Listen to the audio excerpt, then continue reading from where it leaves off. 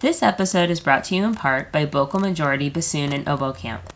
Vocal Majority Bassoon and Oboe Camp is excited to announce the 2017 summer camp season is open for enrollment. Vocal Majority is a camp where double reed students of all levels, beginner through advanced, can come learn how to make reeds and play chamber music. Their 20 nationwide locations include Chicago, Virginia, California, Ohio, Las Vegas, Dallas, Austin, Houston, San Antonio, and Abilene. Campers learn reed making, participate in chamber music groups, attend master classes covering special topics and repertoire, and work with the best teachers in our field. From beginner to undergraduates, Vocal Majority has 3 camp divisions to suit students' needs. Vocal Majority is thrilled to feature Erin Hannigan as their advanced camp oboe professor at the Dallas location this summer. Visit www.vocalmajority.com for details and dates. When I was in high school, I would have loved to have the opportunity to play for somebody like Erin Hannigan. It's so fun and developmentally beneficial to be around people who are passionate about the same things as you are, especially since as double reed players, we tend to be pretty isolated in our high schools. We may be the only ones, or maybe there's a couple other people who love and do the same things that we do. So this is a fantastic opportunity to meet other people who enjoy oboe and bassoon as much as you. This episode is brought to you in part by Double Reed Girl. Double Reed Girl offers handmade reeds and processed cane for oboe and English horn. All orders are custom made and a variety of options are available. Visit doublereedgirl.com for more information and let her know that you heard about Double Reed Girl on Double Reed Dish and get an additional discount on your order. Galit, you use Double Reed Girl, don't you? I do. I love playing English horn, but I'm still saving up for my English horn shaper tip, which I have, I need and want, but have not had the funds to purchase yet. But in the meantime, I actually use Double Reed Girl shaped English horn cane, and it's worked for me every time. It's super reliable, affordable, and I make good English horn reeds on them, if I do say so myself. Hi, I'm Galit Kaunitz. And I'm Jackie Wilson, and you're listening to Double Reed Dish, a podcast for oboists, bassoonists, and the people who love them.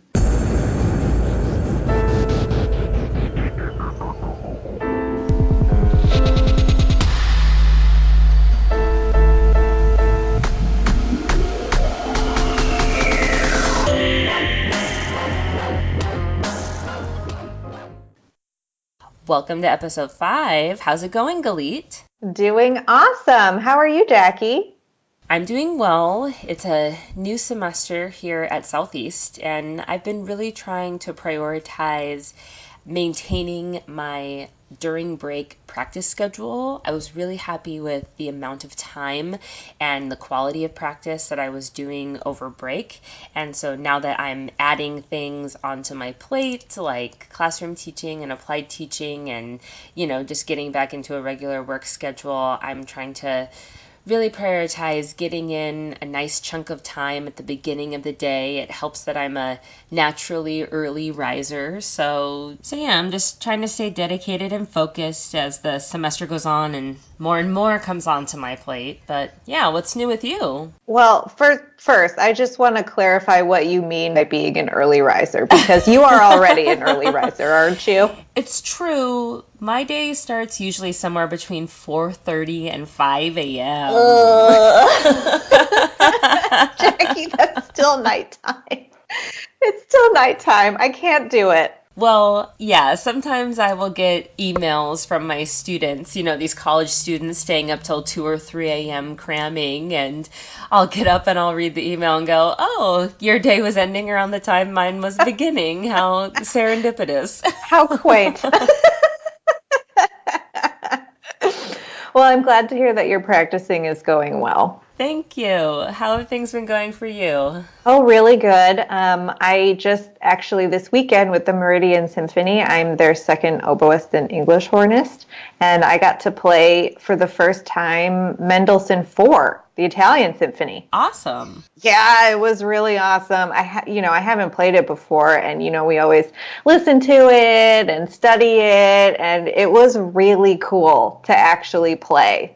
And I'm really happy that I didn't have to play principal oboe for that for the first time of playing it. But my principal oboist, Patty Malone, sounded fabulous. And, it's a really fun symphony, and it really gets you fired up. Awesome. Yeah, and to prepare for it, I had my headphones in, and I was playing my part to the recording, and I was counting out loud and dancing. It was really fun. So we've been doing the podcast for a couple months now, and we've been getting some pretty regular feedback from our listeners reaching out to us and letting us know that they've not only found inspiration in the podcast, but in particular solidarity when we talk about those type of vulnerable places that musicians have to go in terms of imposter syndrome and performance anxiety. And I think that's a real testament to the level of honesty that our guest artists have been willing to go to. So one of the things that we wanted to talk about is this idea of shine theory, because that's something that's really important to you and I, and something that we make use of in our everyday lives and in our friendship. Yeah, 100%. And I didn't know about shine theory until I met you, actually. You were the one who introduced me to it in the first place. Well, shine theory is something that I originally encountered on another podcast, and actually our listeners might enjoy it if you like the dynamic of this podcast and are interested in women's issues. You might enjoy it very much. It's Call Your Girlfriend, hosted by Anne Friedman and Aminatu So. And they really coined this term as the operating principle of their friendship and of their podcast. And so maybe we can let them tell our listeners about it a little bit in their own words. Awesome. The core kind of belief behind shine theory is investing in a core group of people the same way that you invest in yourself. There is no room for pettiness or jealousy or not celebrating your friends, because we're all part of the same team and we are all trying to kind of accomplish the same things, and it's so much more fun if you do it with people that you love. Their successes are your successes. By the same token, like, your successes are their successes. Having people who are invested in you and proud of you, and make sure that you are celebrated when that happens. And what shine theory does is allows you to really ally yourself with your peers and learn from everybody in your peer group. The model that a lot of us are raised with is this Highlander model of there can only be one. And if you're a woman, you know that especially well, where there's only room for one of you at the table. If you are a person of color, it's even harder to get in, and yes, there can only be one, and we really reject that notion. So basically, shine theory is just the rejection of this notion that there can only be one, and therefore the success of a peer comes at the expense of yourself. And so if we're rejecting that notion, then we should really celebrate and support our peers as we're together on this journey throughout our field. Yeah, and it's really the anti-jealousy. You can't think of it as if this person succeeds, then I fail. So a lot of times I think we fall into that trap where we look at, the accomplishments that our peers have, and instead of being really excited for them and, applauding them for the hard work that they've put in to get where they are, we think, why wasn't that me? Why couldn't that have been me? And, it's so easy to get in that headspace, but it's also kind of easy to get out of that headspace. And I love the idea of, when we help each other on our way to the top, so to speak, we all win. when I have an oboe colleague doing something cool, or you have a bassoon colleague doing something cool, it's awesome to just be happy for them and amplify the great work that they're doing, and, creating a more positive space for everybody, because there really is space for everybody, because not everyone is going to do the exact same thing. Yeah, definitely. And someone listening may go, hey, but the fact of our field is that there often is only one. And it is true that many times the opportunities that arise are singular. If an orchestra is hiring a member, they're only hiring one person. If a university is doing a faculty search, they're only looking for one person. And that's totally true. But I think that what Shine Theory says is that though competition is inherent to what we do, it can be really easy to run away with that. And to turn that from, okay, therefore I'm in competition with myself, which is to do better each and every day, to set goals, to create steps to bring me closer to those goals. And when I fall short of that goal, or when someone else gets the opportunity, it does not need to result in animosity or jealousy, or even at worst hatred toward that individual. That is between you and your goal and the space in between, Mm-hmm. And the metaphor I really like to use is, if you're running a race and you're spending your time looking to the right or left of you at your competitors, that actually doesn't do anything except slow you down. It doesn't stop your competitor from running fast, and it just distracts you from the goal or the situation at hand. And the thing I love about Shine Theory is that when you can be a good sport and look at that person who, is having success and celebrate it, it also gives you the potential to be objective. And when we're objective about other people's success, when we can acknowledge exactly how it's happening, then we can learn from it. So if someone does something really great in our field and I decide to look at it in a way of admiration, then I can all of a sudden look at it and say, okay, how did they do that? It sounds so great. How did they do that? And I can learn from that, and I can emulate all the great qualities about that person instead of trying to tear them down or be critical of them in some way, which really just robs me of the ability to learn from them. Mm-hmm. And then you're reigniting your own personal fire every time something great happens for somebody else. Exactly. Mm-hmm.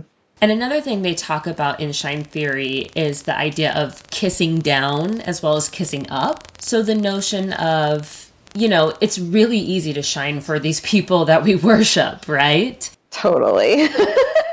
It's not super hard for me to shine for someone who I have admired their career for decades and decades, and, have listened to their CDs countless times and that type of thing. But are you taking the time with those people who are your peers, who are at the exact same place as you, and who likely have very similar goals to you? And are you supporting them? Are you finding people who are lower on the totem pole than you are career-wise, or students? If you're a student now, are you looking to people who are younger than you? If you're a senior, are you looking to those freshmen and sophomores? And it really holds us accountable for supporting one another, not just those who are higher up than us. That's one thing they're very clear about in Shine Theory, is this is not networking. This is creating a cohort of support and celebration. Yeah, totally. And I think it's really a powerful statement when, let's say you are a senior and you go to the, freshman level band concert. Mm-hmm. And you show up and you shine for your colleague in that band. And then, it can be so powerful for that freshman who says, wow, this musician that I super admire came to my concert. They care about me. They support me. I'm so much more motivated to play well next time. I'm more motivated to practice. I want to play for that person. It really is a wonderful support statement when you can just show up for the other people in your community. Oh, absolutely. And I think we all have those compliments that we've gotten throughout the years that we will never forget. There are things that people have said about me or my playing in a positive way that I continue to come back to years later, because they were so important to me, and they came to me at a time when I really needed to hear them. So I would just encourage other people, if you think something positive about another person, make it a point to tell them. Last episode I told the embarrassing moment of my wardrobe malfunction at IDRS, and after that I was feeling really down about myself, and I was really not happy about how that opportunity went. And I remember I was leaving the venue, and another student attending the conference came up to me and said, "Hey, great job, and I just especially love your tone. It's just lovely." And I don't know if that was true that particular day. It doesn't matter if it was or not to you. It only matters that it was to that person. Exactly. And I have never forgotten that person took the time to come up to me and say that, because it was just the pat on the back that I needed at a hard time, a time I was feeling really down on myself and needing to make lemonade out of lemons. And that person probably has no idea. They probably don't even remember saying that to me. And it's something that meant a lot, and I've never forgotten. In the interview for today's episode, listeners will hear Benjamin Coelho talk about a compliment that he got that he has taken with him years down the line. So, yeah. Yeah, I even remember when I was in undergrad, there was a doctoral student. We had a really small studio, so we were all playing together all the time, which was amazing. And I remember getting ready for grad school auditions. I was incredibly afraid and intimidated and overwhelmed. And I remember asking him if I could play for him, and he was like, "Yeah, totally." And I still remember the feedback that he gave me because it was so valuable, and he didn't have to do that. It was just purely out of the kindness of his heart. And he was so gentle about it and so sweet about it. And, I still remember that moment as kind of a turning point for me in feeling a little bit more like, okay, I have concrete issues that I can address, and I don't have to freak out so much. It was really important. It was really important to have that kind of support from, somebody that I really admired. Right. Like you said earlier, I think it really is easy to change our way of thinking if we give ourselves the opportunity, because, it's really easy, especially if you are a more competitive person, to feel threatened in an environment like a studio. But if you look at it objectively for a second, none of us want to be the only good person in our studio, None of us want to say, "Oh, the studio is really weak and I'm the only exceptional part of it." We want to say, I'm from a strong studio, and we want to be strong within our schools of music and within, even the nation. And if you can look at it differently, and if you can support your peers and learn from them, everyone comes up a level. I once heard a ballet teacher say, when you're standing at the bar, you'll put your foot up so high, but then when you look to the right or left of you and that person's foot is just a little bit higher, maybe you strain just that much more, which we can probably all relate to. But we also have to keep in mind that when that happens, the dance company gets stronger, and the dancing on stage gets better because they're learning from each other and they're working as a team. So yeah, that's just basically Shine Theory in a nutshell, and it's been really helpful to me in overcoming mental stuff, but also in how I perceive other people as receiving me in the field. Yeah, I 100% agree. It's been life-changing, I think. 1,000%, and I think a lot of us have to mature into these ideas. I definitely struggled with being competitive and the way I thought of competition when I was younger, which makes it all the much more apparent how I've been liberated from those shackles in adopting this way of thinking.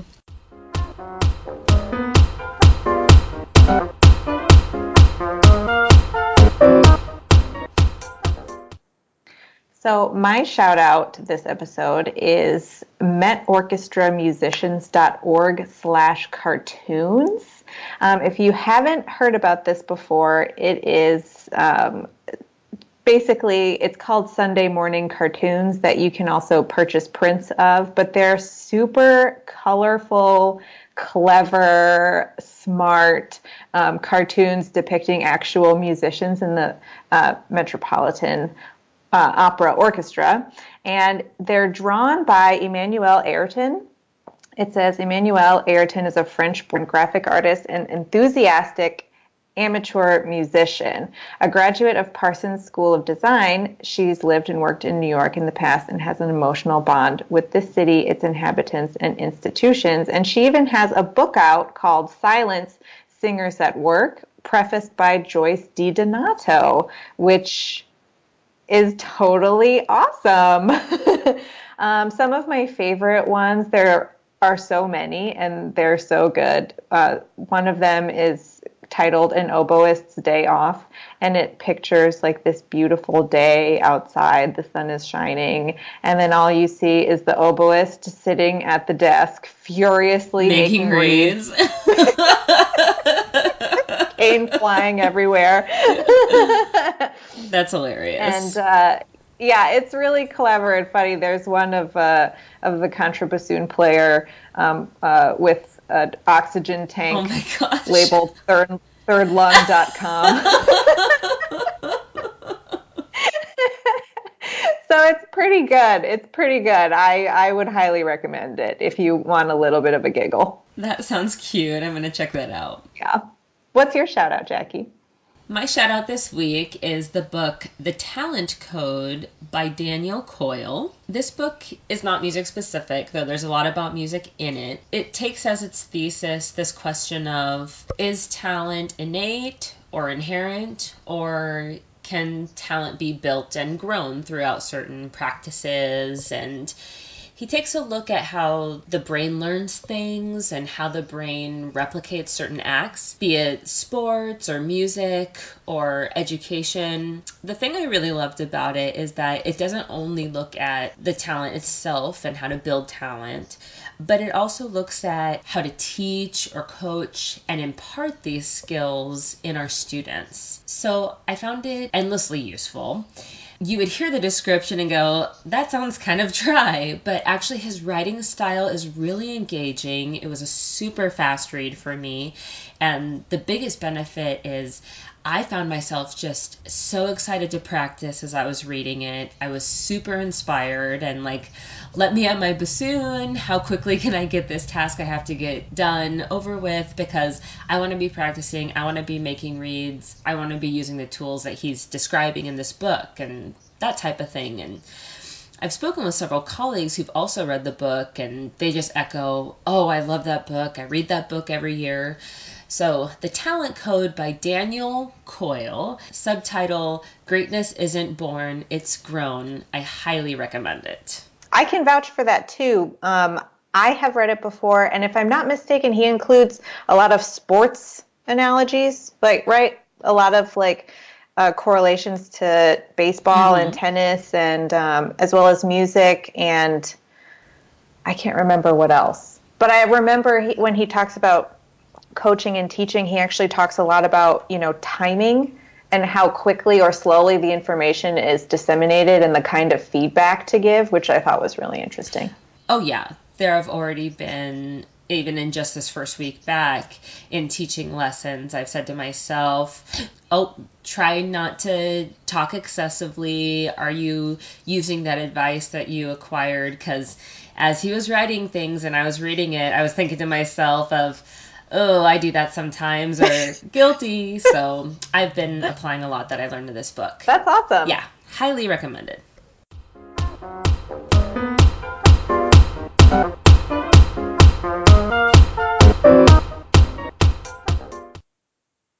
This podcast is brought to you in part by Sing & Dog Double Reed Supplies. Sing & Dog Double Reeds is an online double reed shop and one of the largest suppliers of high quality and affordable professional and student reeds for oboe and bassoon in the USA. Please visit www.singindog.com to see all of their products. That's SINGINDOG.com.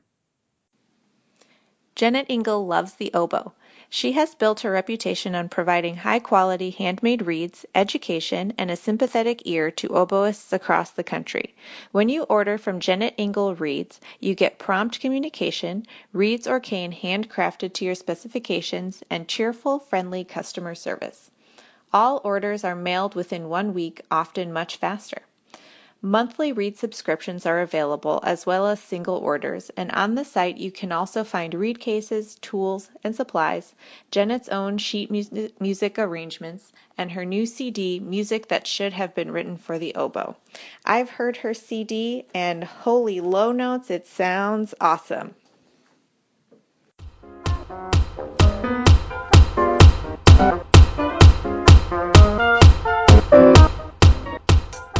So we have deemed February to be Mentor Month, which is really exciting. We are interviewing both of our doctoral teachers.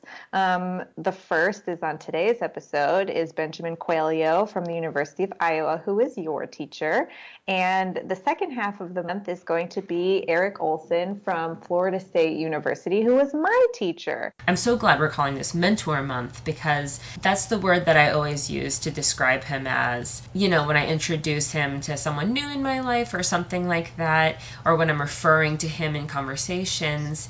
I'm not his student anymore. I'm not in school anymore, so he's not at present my teacher. But it's almost like that parent relationship, where you grow up and you move out of the house and you're not being parented anymore, but you still have to make those phone calls home and get advice, and you still rely on your parents. And even though that relationship changes, you still really look up to your parents as important people to help guide your life. And musically, that parallel with me and Benjamin, is the exact same. I still have to call him for major decisions or times when I need advice, and I look to him and ask him to help guide me through it. So I can't overstate the importance of him in my life and in my development. And he's a great teacher, and I can't wait for our audience to get to know him. And when we were conducting the interview, I remember thinking, man, I really should be writing all this down. It felt like I was in a master class. He's awesome, and I know our listeners will enjoy this interview as much as you and I did. Without further ado, here's Benjamin Coelho. Benjamin, welcome to Double Read Dish. You come from a very musical family. Can you tell us about how you got started in music and your training in Brazil?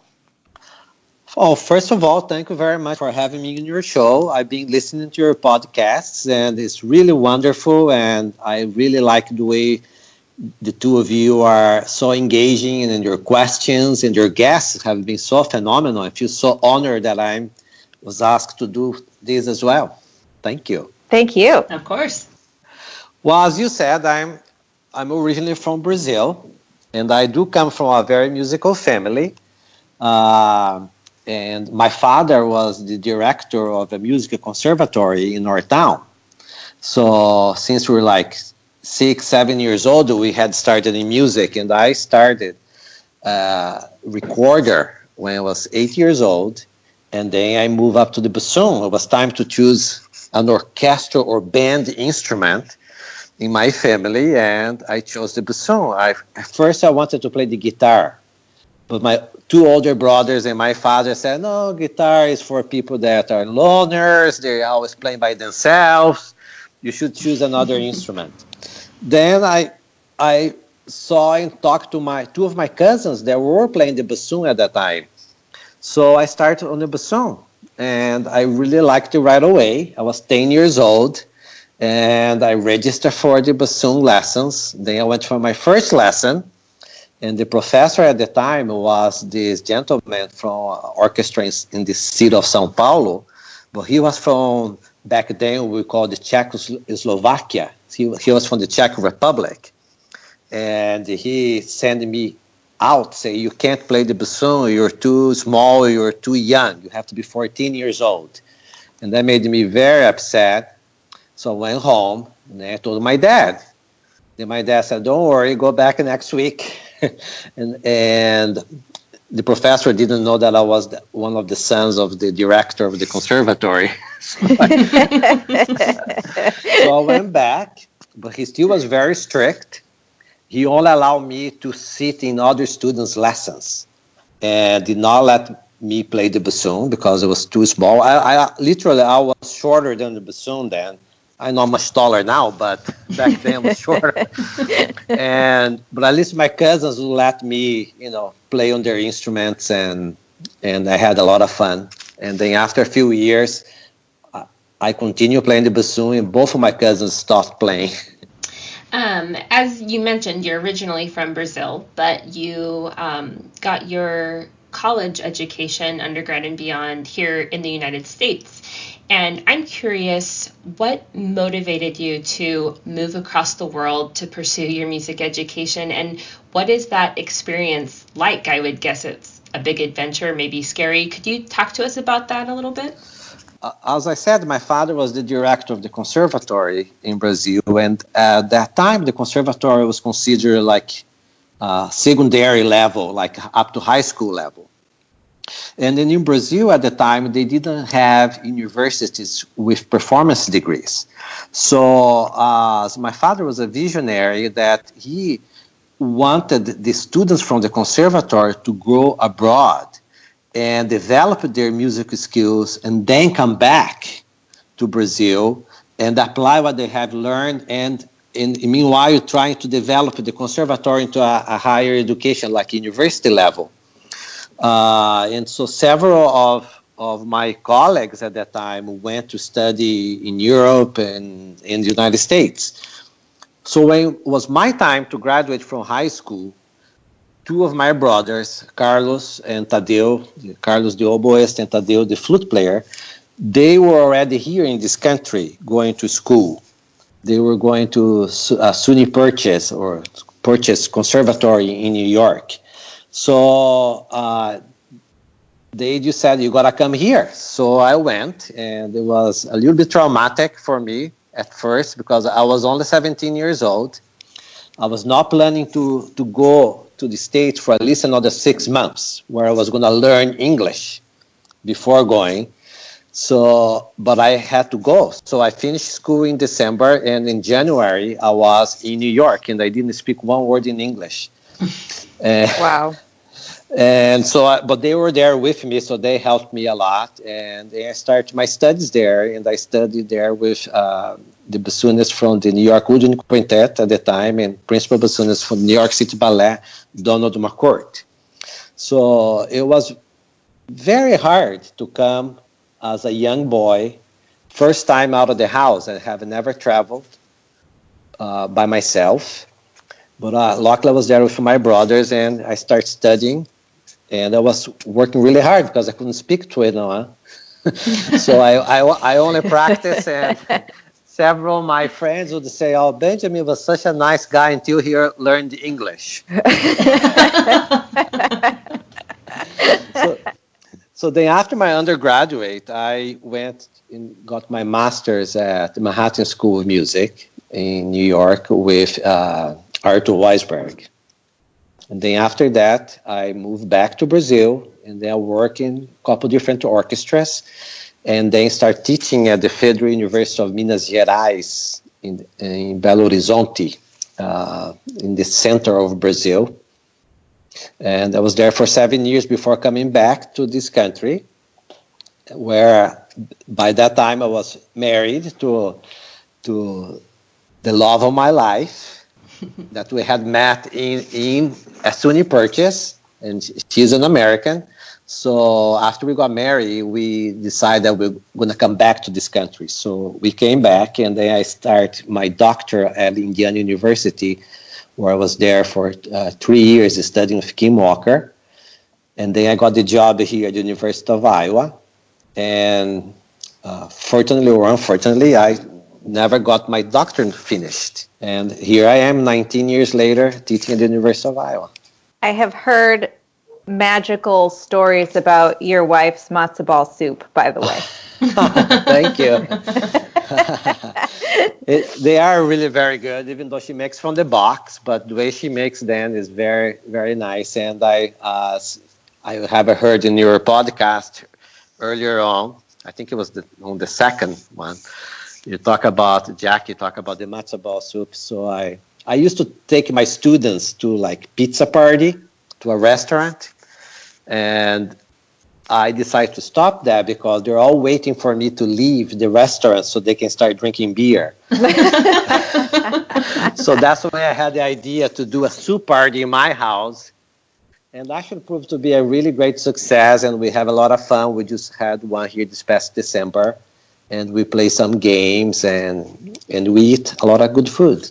You are known as a really excellent, beautiful player and a wonderful bassoon pedagogue. And I wonder if you could talk a little bit about maybe repertoire or resources that you like to use as teaching tools, and maybe a little bit about your teaching style.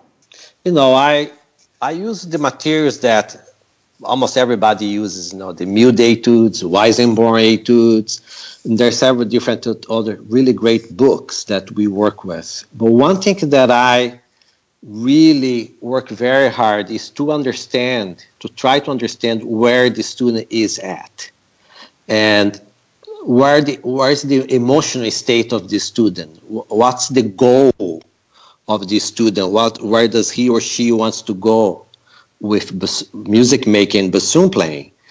So that's the part that I really passionate about, is to discover those issues with the students, where they are, what they want to do, and help them develop that part. At the University of Iowa, we have, like any other university, state university, we have several different kinds of students here. We have the ones that want to become professionals. We have from music minor all the way to the DMA.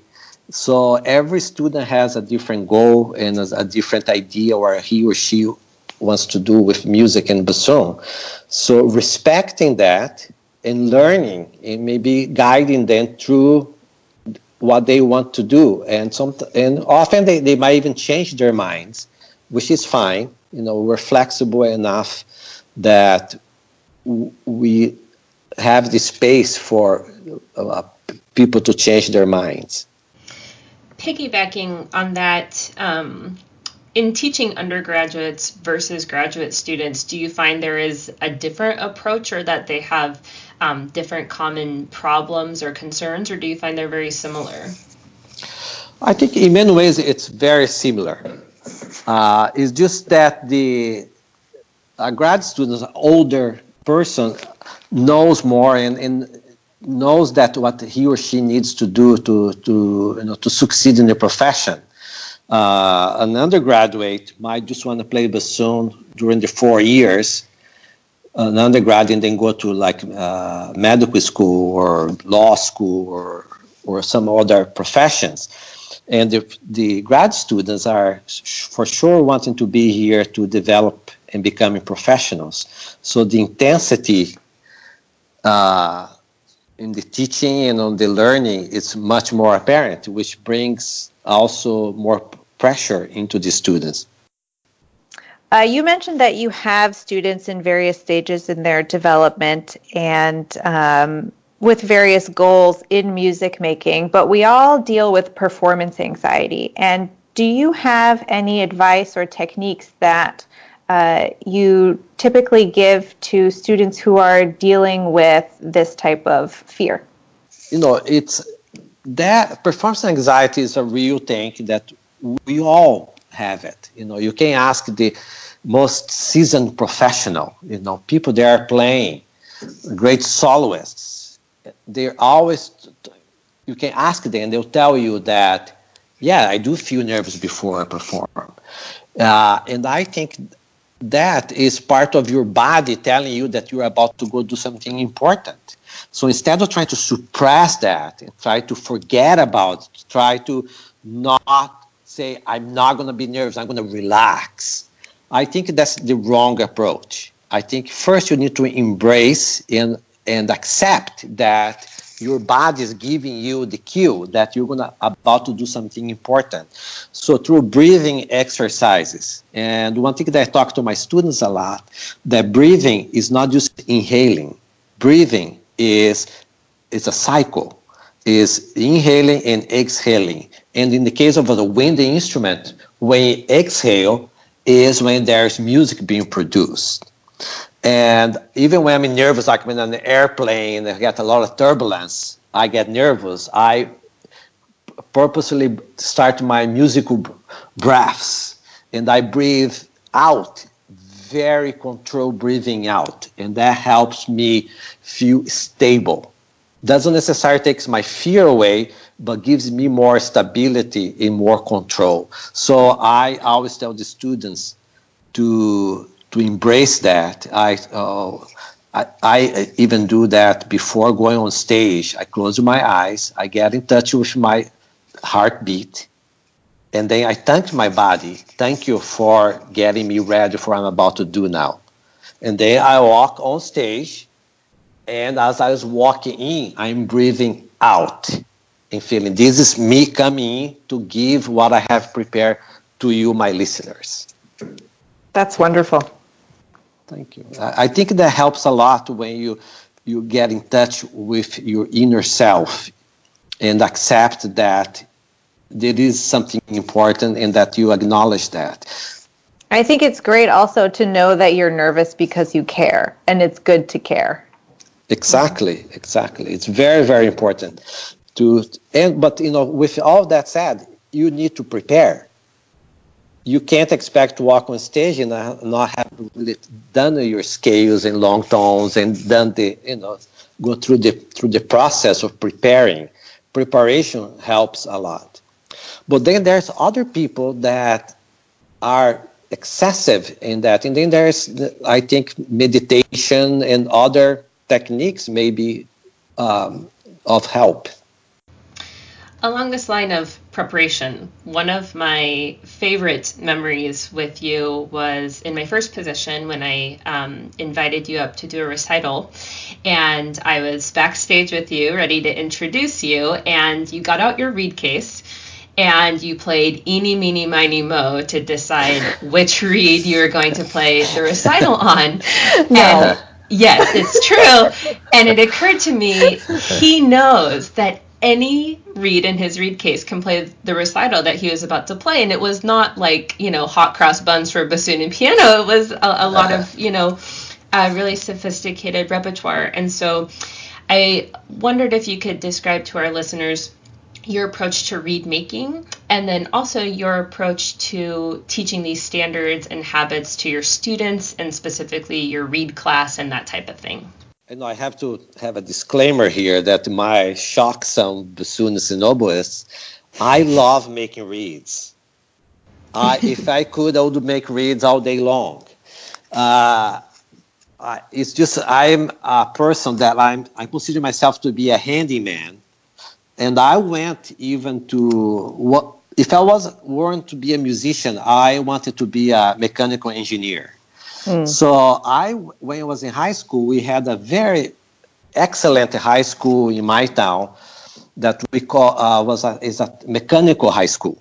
So I went to that school because I want to make things with my hands. And so when I graduated, I was a certified lathe operator. I could have gone into the industry and start making money operating machinery. So I love making reeds. So I'm constantly making reeds. But one story that stuck to me that I tell everybody is I once was talking to a clarinet player that often played with the New York Philharmonic. And I asked him, when you just came back from China, so how do you do with reeds? In China, there's altitude, all different kind of diversities for the reeds. He just said, you just stay in the hotel and you work on your reeds. And that came from a clarinet player. You have to put in the time. So there's no secret. If you are a really good reed maker, maybe you need to make one reed and that works. If you're not a good reed maker, you have to make as many as necessary to have a good reed. It's just there's no other way to do it. So if you have to make 100 reeds to have one good reed, that's what you need to do. So, but one thing that I also tell my students is that you have to rotate your reeds. You cannot have that favorite reed. Or say one thing that really drives me crazy for the students. They come and play and I say, is this your best reed? And they say, no, I'm saving that for the recital. I usually tell them, you better get your best reed right now. If you have to, when you're performing, be a lesson or be a band rehearsal, you got to have your best read. You can't save read for later. At least that's my philosophy. I think if you're saving a read, that means you don't have two good reads. And if you don't have two good reads, your anxiety is going to be much higher. Because I also remember when I was going from my undergrad to audition, and that was before my junior audition. I was in the practice room, and somebody came in walking very fast in the practice room, and my bassoon, I was next to the door, and the reed was destroyed by the door. That was the evening before my audition. And then my friend, he was so sorry, so upset, he couldn't believe. Luckily, I had another reed. So earlier on in my life, I knew that having one reed was not enough. So I think making reeds is very, very important. And my reed making process is I start from the tubes, and I do all the new things that comes into the market, like the hardness tester or the density tester. And very recently, I had a very big change on my approach in selecting cane from the tube, where before I was wanting to get the pieces to be all at a specific number, a specific hardness, and a specific density.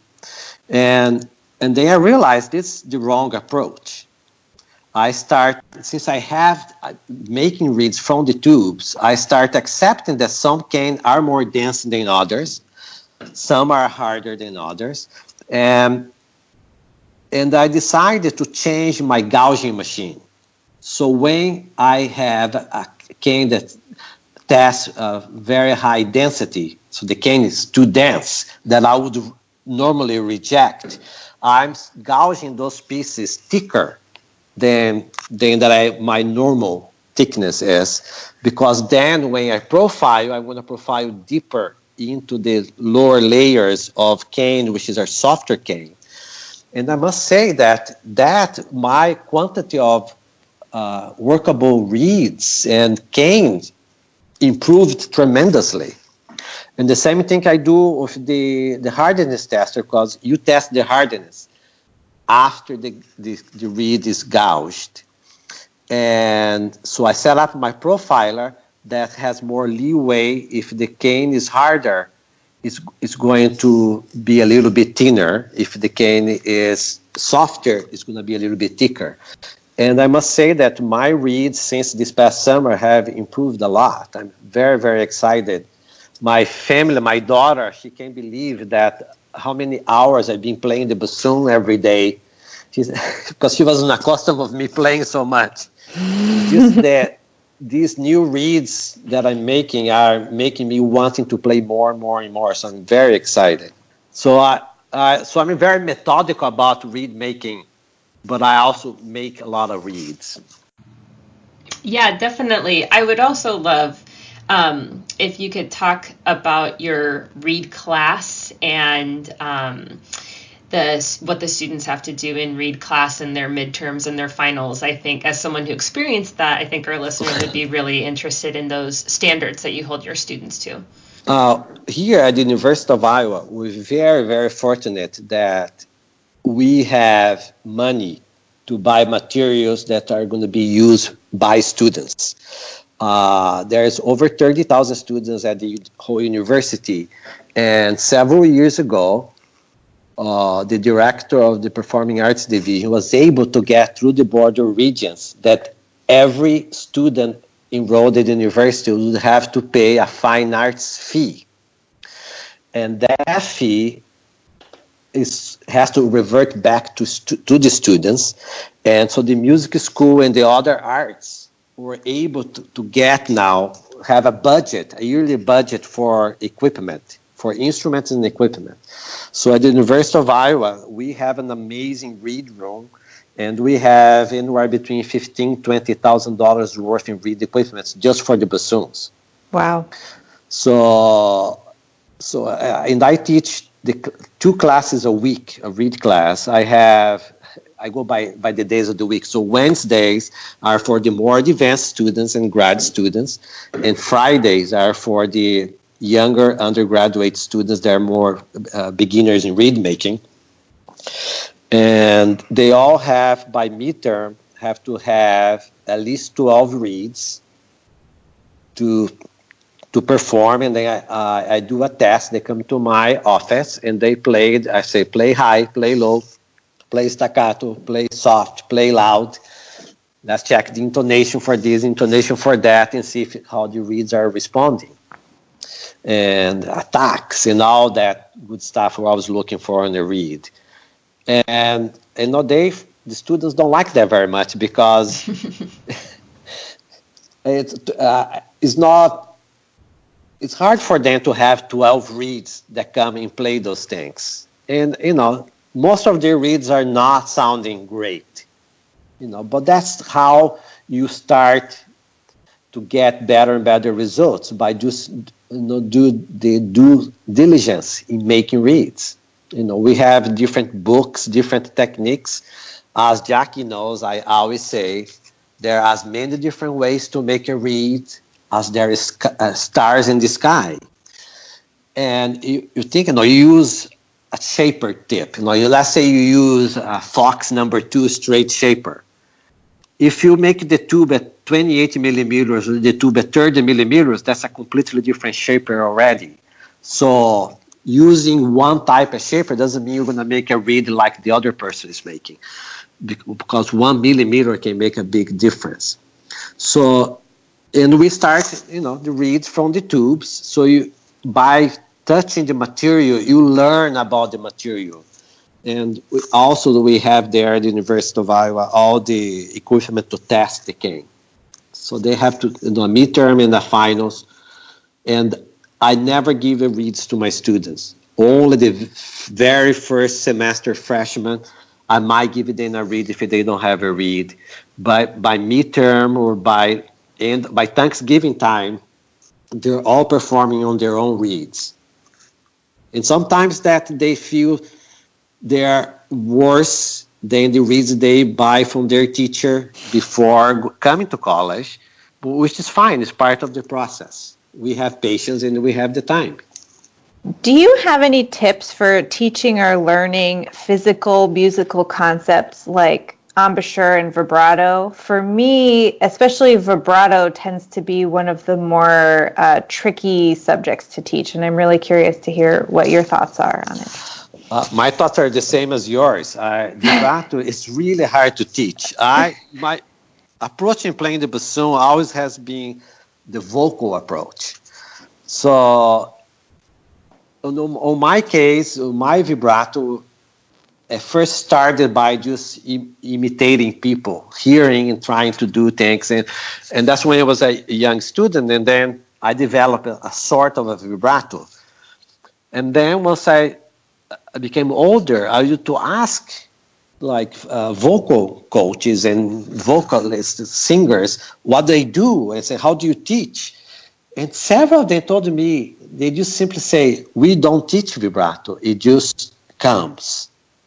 I guess you use the Iowa approach. If you build, they'll come. So it's really hard to teach, but there's specific exercises that you can get the ball rolling, simply. So what is the vibrato? The vibrato, I think, it does have dynamic difference and pitch variations. If you look at string player, if you think about a string when they're vibrating, usually they're going from the note, they're going a little flatter and then sharper, but mostly to the flatter. The woodwind instruments, when we do vibrato, our pitch tends to rise more than the string pitch does. So I always refer to the string playing kind of vibrato, so because you can see what's going on. So I just go by blowing, have that kind of variation. You can put your hands on your belly and then push against it and sing a note, and then you feel the air hitting the roof of your mouth. So then you try to develop a sensor, what the air is doing and how is that getting through your throat and through your reeds. So those exercises are very, very valid, or like blowing a candle, very fast. And then you see the muscles engaging in doing that movement, and you have that variation in airspeed. And from there, you start developing a sensor tank, and then you can turn it on and off, hopefully. So vibrato, it is a difficult thing to teach, I find. But if you don't start with those initial exercises of just blowing, one accent per note, like you put the metronome at 60, and then you go and one thing that I always try to address is to be very careful when you're doing the pulses that your embouchure is not changing so much, because then it becomes about almost like a saxophone kind of vibrato, where it's a lip vibrato, which works very well for saxophone, but generally does not work very well for the bassoon. Although there are bassoonists, fantastic bassoonists that do the lip vibrato. One of my favorite questions that we ask our guests is for you to list some of your favorite pieces to play, be it from the solo repertoire, the chamber repertoire, or the orchestral repertoire. Well, I heard some of your other guests, and I agree with them. There's so many pieces. So music is so amazing. And as a bassoonist, a lot of the music is not written for the bassoon. When I listen to Bach, it transports me to a different dimension. That's so amazing. Or any Mozart piano concerti, or the operas. The measure of figure of the opera it doesn't get any better than that. But for us bassoonists, I really love playing the Mozart bassoon concerto. I also really like the Duthier Sarabande and Cortege. Chamber music, the Mozart Piano Quintet is one of my favorites. Beethoven's Third Symphony. Then there's all the Brahms. And then Stravinsky. Every piece that he wrote has amazing bassoon parts. So it's Shostakovich. So I don't really have a very favorite pieces. I have many pieces that I really love. I would like to ask, one of my favorite questions now is, what advice would you give to people to have a career like yours? People say, practice, practice, practice. And there's no way around that. But I think the first thing, it's really imperative that you have a passion for music and for the bassoon. If you don't have the passion, don't even try to have a profession in music or anything. If you have a passion for what you do, nothing is work. It's always a pleasure. So every time I teach, every time I play my bassoon, I'm very passionate about it. You can ask my students about that, how crazy I get sometimes, and but then you have to work really, really hard, and you need to develop several different sets of skills. You cannot just play the bassoon. What I always tell my students, I will consider myself a successful teacher if I'm able to teach you one thing, and that one thing is to be curious. Because when you're curious, you ask a lot of questions. And when you ask a lot of questions, you start learning things that you need to do to succeed. One other thing, you need to really connect with other musicians. This is not an individual art. Even if you're a pianist playing solos just by yourself, but when you're in a concert hall, you are communicating with your listeners, with human beings. So if you don't have that, then you're not fully being a musician. And as I said earlier, my version of practice, practice, practice, I like to say practice, listen, practice, listen, practice, listen. Don't just practice for the sake of repetitive things. I know we learn a lot by repetition. That's how we learn a lot of things. But when you want so much to do something, you cannot forget to connect with your emotional state. Because if you just do all of this mechanically, you're not going to succeed.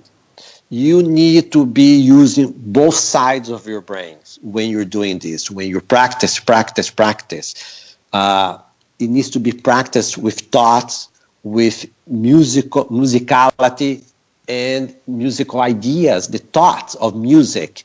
What does it mean when I'm playing the same arpeggio a million times so I get it right?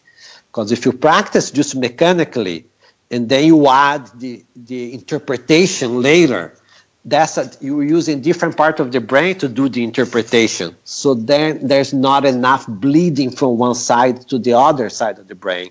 So I try to do all the mechanical and musical practice simultaneously. So it's one thing instead of two separate things. Yeah, I think it's such a good point. But previously in an episode, Galit and I were having a conversation about how it really is important to experiment and be creative and take those chances. And I think it's what you just said affirmed that so much more for me, that you're not going to get that multidimensional aspect to your playing if you're compartmentalizing your music making for the sake of efficiency, right, or clocking hours. Exactly. And I'll ask, just to go back to your question, is that I go back to what I said a little earlier about developing different set of skills. I think one today needs to be very broad-minded and look at different paths in how you can make this a profession. The idea everybody talks about how the orchestral world is changing and the orchestras are closing, big, amazing orchestras are having financial trouble. This is all true, but I'm a believer that orchestra, that type of art form is never going to go away. I think the difficulties we're having right now is temporary. I believe that people will want to go to a concert hall. I think we're just all this technology that you can have everything at your fingertip in a little 4x2 phone. You can have the whole world there. But people are really giving up a lot of the quality and a lot of the emotions that come with a live performance. When you're listening to things on YouTube, there's no way you're receiving that the same way as a live music, because the files are compressed. You're distracted. So I think we as human beings are going to go back wanting to sit in a concert hall and listen to a Mahler symphony for 80 minutes. I think we want to have that, and I think that will come back. I don't know if it's going to be now, later, in a decade, in 20 years. I don't know, but I think it will go back to that. I think we need that. I think as human beings, we're going to need to go back to that kind of appreciation for things. Just looking at the Mona Lisa on your computer, even in 3D, is not the same as standing in front of it in the Louvre. So I believe that things are going to get better for orchestras.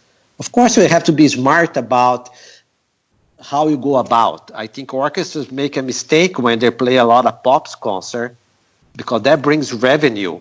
But I really doubt is developing audience. They're coming to see the film music, that Disney show, and you make a lot of your money for the rest of the season with that, but you're not developing an audience. So it's a momentary solution, but more ideas needs to come, so we start developing audience. Can you tell us a favorite memory you have of a past performance that you've given? Well, there's many performances that I really enjoyed, but I think what comes up to the top, there's two performances that I will tell you about. One of my first performance at Carnegie Hall, when I was sophomore in college, I auditioned for what back then was called the Alexander Schneider Music Festival, that performed concerts at Carnegie Hall and the Lincoln Center in Washington, D.C. Now that program is called, I believe, the New York String Orchestra Seminar. And that was one of the best musical memories that I have in my life, with young players from all over the country. And the other bassoonist in that year with me was Rick Renty, which plays bassoon of the Boston Symphony Orchestra. He had just won the Philadelphia Orchestra job when he was still a student at Coelho. So he was the principal bassoon at this festival, and I played second to him. And I had such a great time with him and at the festival. The other performance that stayed with me forever, it wasn't a particularly great performance, the way I played, but the way my music reached an audience member. I played the Mozart Bassoon Concerto with a Brazilian Air Force band. They invited me to play with them when they had all the Air Force families coming together for, I don't remember exactly why they're all there, but the families and the military were there.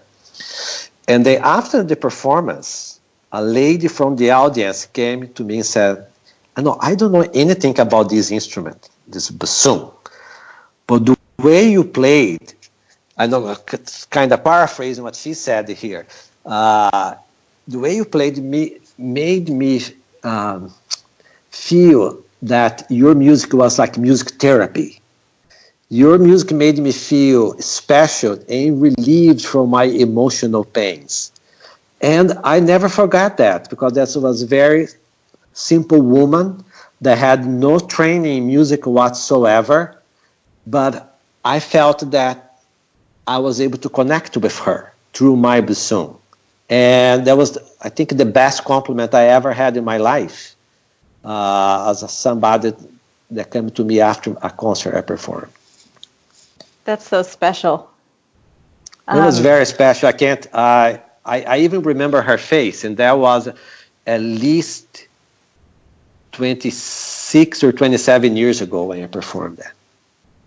And that's the goal, that's what we all try to do when we perform, is to help people feel things. Sure. Benjamin, where can our listeners find you on the internet? Well, I guess my website. They can find me on my website, which is Benjamin Coelho, Coelho. There's people make a mistake in the spelling there. .com. So benjamincoelho.com, and then I need to go and update my website, so it's not totally updated, but it has information about my recordings. I have several recordings. That's one thing that also the University of Iowa being able to provide all the faculty with special recording grants. So I have 6 or 7 CDs that I record with those grants, and the latest one is coming out sometime this spring, which is trios for oboe, bassoon, and piano that I record with Andrew Parker and Alan Huckleberry. So I have recorded for Crystal Records, Albany Records. So I'm on iTunes, and I think I'm even Spotify. Somebody told me, so you can find me in those places. The last question is undoubtedly the most important. Past, present, and future, who is your favorite student that you've ever taught? It's you, Jackie. Of course, that's the correct answer. Yes. Benjamin, thank you so much for coming on the podcast. It has been so wonderful to hear your thoughts, and I can't wait for all of our listeners to get to hear what I already knew, which is how wonderful and knowledgeable you are about the bassoon and how inspiring it is to hear your words. So thank you so much. Thank you all, both of you.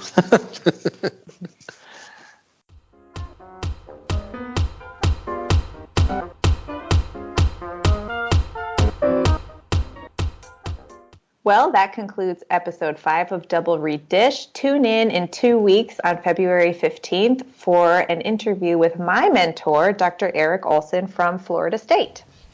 In the meantime, you can find us on the internet at Facebook, Instagram, Twitter, SoundCloud, and iTunes.